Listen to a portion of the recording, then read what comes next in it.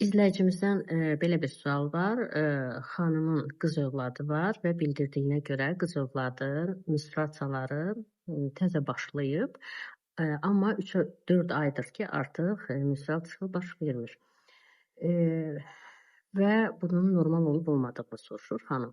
Ümumiyyətlə, yetişkənlik dönəmində, yəni yetişkənlik dönəmində menstrual sikllər başladıqda bu cür halların baş verməyi, yəni aybaşların qeyri-müntəzəm olmağı ilk 2-3 il ərzində norma sayılır.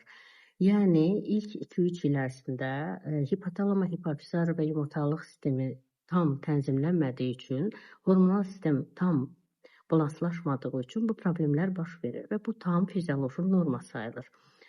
Zamanla bu problem həll olunur və orqanizm özü hormonal sistemini düzənə salır. Hansı hallarda analar narahat olmalıdırlar və yaxud da ki, ergənlik dönəminə çatmış aybaşı başlayan qızlar, xanımlar hansı hallarda narahat olmalıdırlar?